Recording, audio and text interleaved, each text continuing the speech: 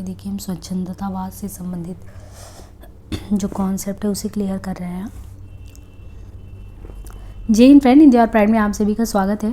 Friends, Hindi साहित्य में काव्यशास्त्र संबंधी जो पाश्चात्य की धारणा है, तो पाश्चात्य काव्यशास्त्र में स्वच्छंदतावाद जो टॉपिक आपके सिलेबस में दिया गया है, आज हम उन पे ही चर्चा करने वाले हैं। देखिए यहाँ पे जो रोमांटिक शब्द का प्रयोग काव्य प्रवृत्ति के रूप में करने का श्रेय किसको जाता है, तो रोमांटिक शब्द का प्रयोग काव्य प्रवृत्ति यानी काव्य की विशेषता के रूप में जो प्रयोग करने का श्रेय है वो फ्रेडरिक श्लेगल को जाता है। स्वच्छंदतावाद शब्द अंग्रेजी के रोमांटिसिज्म शब्द का हिंदी अनुवाद है। रोमांटिसिज्म शब्द की उत्पत्ति रोमांस से हुई है, जिसका प्रयोग अति भावुक तथा कल्पना प्रधान मनोवृत्ति के लिए होता है। तो हमें पहला ये चीज़ देखना है कि रोमांटिक शब्द का प्रयोग जो है वो उसका काव्य प्रवृत्ति के रूप में प्रयोग करने का श्रेय फ्रेडरिक श्लेगल को जाता है। इस शब्द का अंग्रेजी के रोमांटिसिज्म शब्द का ये हिंदी अनुवाद है। रोमांटिसिज्म शब्द की उत्पत्ति रोमांस से हुई है, जिसका प्रयोग अति भावुक तथा कल्पना प्रधान मनोवृत्ति के लिए होता है। राजनीतिक दृष्टि से माना जाता है कि स्वच्छंदतावाद का विकास जो है वो 1789 में फ्रांसीसी क्रांति से हुआ है। और फ्रांसीसी क्रांति का नारा क्या है? समानता, भ्रातृत्व एवं स्वतंत्रता। स्वच्छंदतावाद का उदय लिरिकल बैलेट नामक कविता संग्रह के प्रकाशन से हुआ। स्वच्छंदतावादी समर्थकों में वर्ड्सवर्थ, कॉलरिज, शैली, कीट्स, बायरन आदि माने जाते हैं। सामाजिक रूढ़िवादिता प्राचीन काव्य पद्धतियों एवं धर्म की संकुचित धारणाओं का ये खंडन करते हैं। व्यक्तिक प्रेम मूलक दृष्टि प्राचीन काव्य पद्धति एवं व्यापक रूप से मानवतावाद को स्वीकार करते हैं। तो इससे ये पता चलता है कि स्वच्छंदतावाद मानता है किस चीज़ को, तो वो शब्द अंग्रेजी के रोमांटिसिज्म से निकला, जिसका उत्पत्ति रोमांस से हुआ। रोमांस यानी अति भावुक, जो बहुत ही ज़्यादा भावुक होते हैं, कल्पना प्रधान मनोवृत्ति के होते हैं। और इसका शब्द भी बताया कि ये जो 1789 में फ्रांसीसी क्रांति हुआ, जहाँ से नारा हमें समानता, भ्रातृत्व और स्वतंत्रता का मिलता है। तो ये लिरिकल बैलेट नामक कविता संग्रह के प्रकाशन से प्रकाश में आया।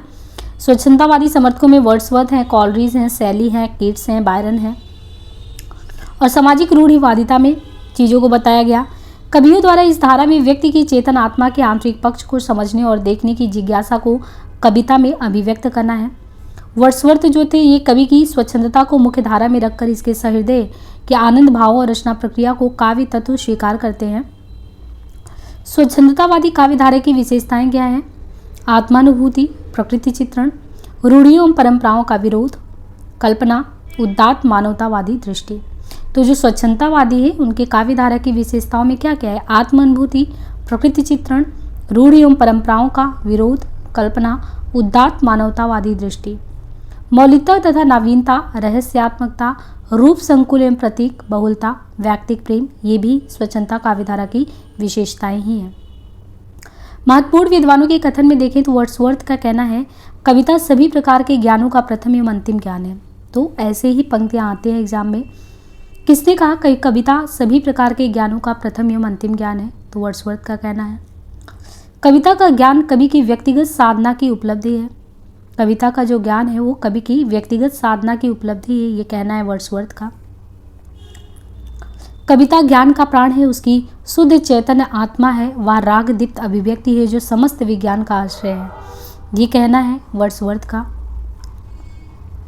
सदकाव्य मानव मन की बलवती भावनाओं का सहज उच्छलन, वर्ड्सवर्थ का कहना है। कविता का विषय होता है सत्य, व्यक्ति के स्थानीय सत्य नहीं अपितु सामान्य व्यावहारिक सत्य, जो किसी बाह्य साक्ष्य पर आधारित होकर भाव के माध्यम से समग्र रूप से हृदय में प्रविष्ट हो जाता है, ऐसा सत्य जो स्वयं में अपना साध्य है, ये कहना है वर्ड्सवर्थ का। मुझे और किसी बात पर उतना विश्वास नहीं है जितना हृदय के उदात्त भाव की पवित्रता तथा कल्पना की वास्तविकता पर। कल्पना जिसे सुंदर समझती है वह अवश्य ही सत्य होगा, चाहे उसका अस्तित्व पहले रहा हो या नहीं, ये कहना है कीट्स का।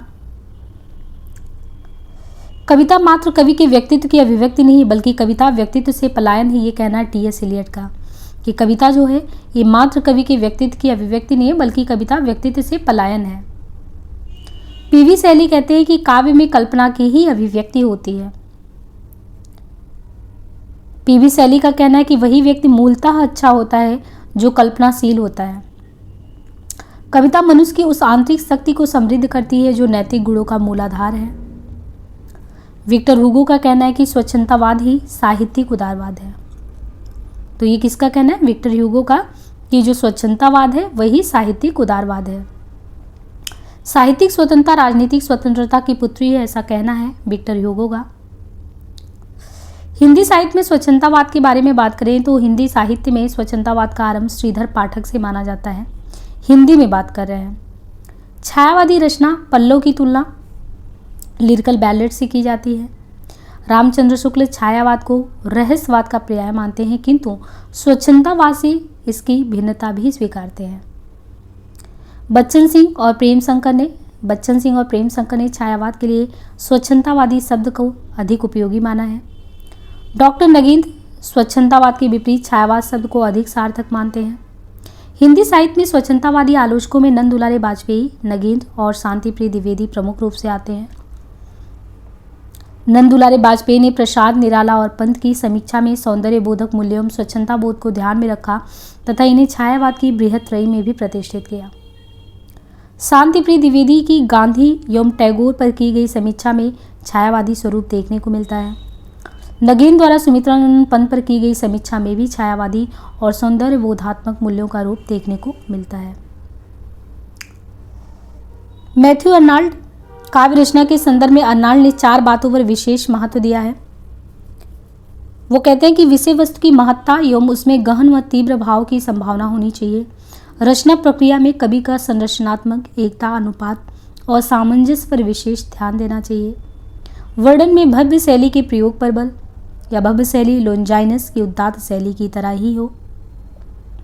काव्य में आनंद के साथ साथ नैतिक उन्नयन पर बल। अर्नाल्ड द्वारा प्रस्तुत लेखक के भेद में देखें तो प्रतिभा संपन्न, योग्यता संपन्न। इनकी आलोचना देश काल की सीमा का अतिक्रमण करती है। प्रतिभा संपन्न का और योग्यता संपन्न, इनकी आलोचना देश काल की सीमा से बधी होती है। अर्नाल्ड द्वारा जो प्रस्तुत आलोचना के भेद है उनमें है हिस्टोरिकल, पर्सनल और रियल। अर्नाल्ड काव्य आलोचना में दार्शनिकता का विरोध करते हैं तथा आलोचना को मानव जीवन को स्वस्थ, सार्थक और उपयोगी बनाने के संदर्भ में वो कहते हैं मराने वाला तत्व मानते हैं, इसलिए उन्होंने वास्तविक आलोचना को उचित आलोचना माना। आलोचना के संदर्भ में अर्नाल्ड की दृष्टि व्यवहारिक थी। अर्नाल्ड द्वारा प्रस्तुत अभिजात साहित्य के भेद में संदिग्ध, ड्यूबियस, फॉल्स और रियल भी है। अर्नाल्ड आलोचना की स्वतंत्रता, स्वायत्ता के पक्षधर थे और उसे काव्य के गुण दोष परीक्षण तथा पाठक वर्ग के रुचि परिष्कार में विनियोजित करना चाहते थे। अर्नाल्ड ने अपने पूर्व के यानी 19वीं शताब्दी के प्रथम चरण के रोमांटिक सिद्धांतों का प्रत्याख्यान कर युग के अनुरूप नवीन मान्यताओं के निर्माण एवं स्थापना के लिए प्राचीन यूनानी अभिजातवादी क्लासिकल सिद्धांतों को आदर्श बनाया। होमर, अरस्तु आदि इनके आदर्श थे।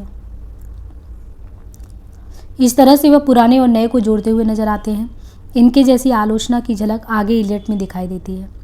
इनका मानना था आलोचना संसार में जो भी उत्तम ज्ञान तथा चिंतन है उसके अधिगम एवं प्रचार का और इस प्रकार ताजे और सच्चे विचारों के प्रभाव के संस्थापन का निस्सांग प्रयास है।